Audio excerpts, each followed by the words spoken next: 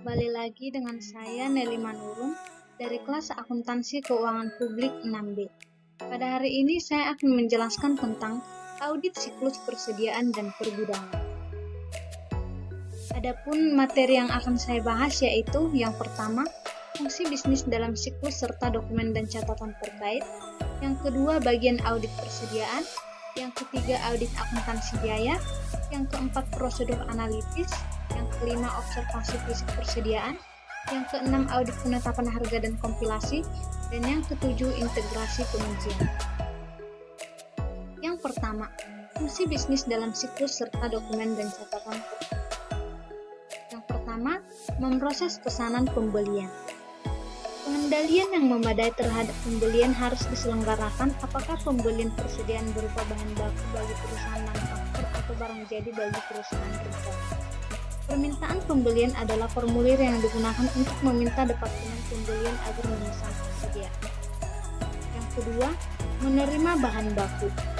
Penerimaan bahan yang dipesan, yang juga merupakan bagian dari siklus akuisisi dan pembayaran, melibatkan inspeksi atas bahan yang diterima menyangkut kuantitas dan kualitasnya.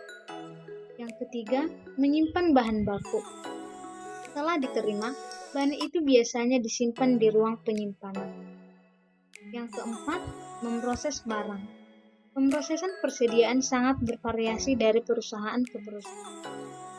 Perusahaan menentukan item dan kuantitas barang jadi yang akan dibuat berdasarkan pesanan khusus dari pelanggan, ramalan penjualan, tingkat persediaan barang yang telah ditentukan sebelumnya, dan operasi produksi yang ekonomis. Yang kelima, menyimpan barang jadi. Ketika barang jadi telah selesai, barang itu ditempatkan di ruang penyimpanan menunggu dikirim. Yang keenam, mengirimkan barang jadi.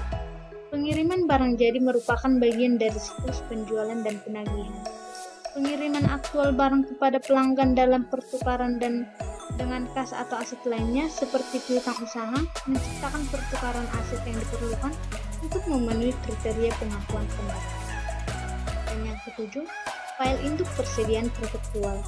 File induk persediaan perpetual biasanya mencantumkan informasi tentang unit persediaan yang diakuisisi, dijual, dan yang ada di.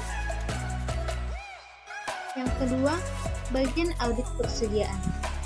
Yang pertama, mengakuisisi dan mencatat bahan baku, tenaga kerja, dan overhead. Bagian audit ini meliputi 3 fungsi pertama yaitu memproses pesanan pembelian, menerima bahan baku, dan menyimpan bahan baku. Yang kedua, mentransfer aset dan biaya.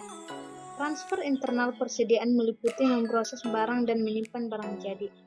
Klien memperhitungkan aktivitas tersebut dalam catatan akuntansi biaya yang independen dengan siklus lainnya. Yang ketiga, mengirimkan barang dan mencatat pendapatan serta biaya. Pencatatan pengiriman dan biaya terkait merupakan fungsi terakhir yaitu mengirimkan barang jadi. Auditor harus memahami dan menguji pengendalian internal terhadap pencatatan pengiriman. Yang keempat, mengamati persediaan secara fisik.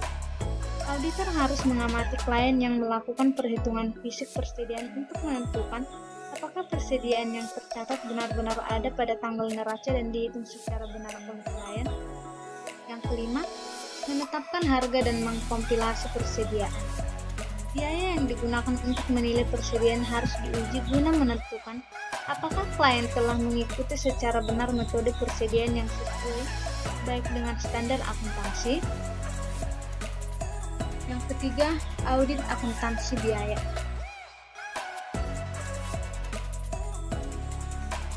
Pengendalian akuntansi biaya adalah pengendalian yang berhubungan dengan pemrosesan yang mempengaruhi persediaan fisik dan penelusuran biaya terkait dari saat bahan baku diminta hingga produk selesai dibuat.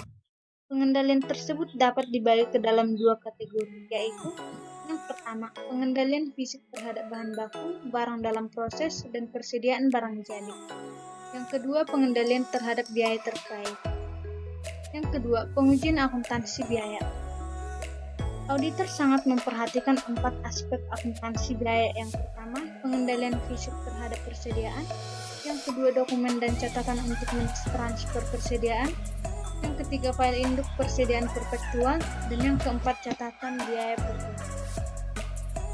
Yang keempat, prosedur analitis. Prosedur analitis merupakan hal yang penting dalam mengaudit siklus persediaan dan pergudangan. Seperti pada semua siklus lainnya, selain melaksanakan prosedur analitis yang memeriksa hubungan saldo akun persediaan dengan laporan keuangan lainnya, auditor seringkali juga menggunakan informasi non-keuangan untuk menilai kelayakan saldo yang berkaitan dengan persediaan. Setelah melaksanakan pengujian yang tepat atas catatan akun pensedia dan prosedur analitis, auditor memiliki dasar untuk merancang serta melaksanakan pengujian atas rincian saldo persediaan aset. Selanjutnya, observasi fisik persediaan. Observasi fisik persediaan ini dibagi ke dalam 4 bagian. Yang pertama, persyaratan observasi persediaan. Yang kedua, pengendalian terhadap perhitungan fisik. Yang ketiga, keputusan audit. Dan yang keempat, pengujian observasi fisik. Audit penetapan harga dan kompilasi. Audit penetapan harga dan kompilasi ini dibagi menjadi ke dalam 3 bagian. Yang pertama, pengendalian penetapan harga dan kompilasi. Yang kedua, prosedur penetapan harga dan kompilasi. Yang ketiga, penilaian persediaan. Penilaian persediaan ini dibagi juga ke dalam 3 bagian. Yang pertama, penetapan harga persediaan yang dibeli. Yang kedua, penetapan harga persediaan yang dibuat. Dan yang ketiga, harga pokok atau harga.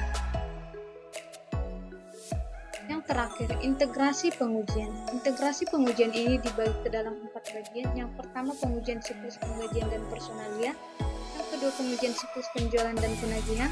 Yang ketiga, pengujian akuntansi biaya. Dan yang keempat, persediaan fisik, penetapan harga dan sekian penjelasan dari saya. Semoga bermanfaat. Terima kasih.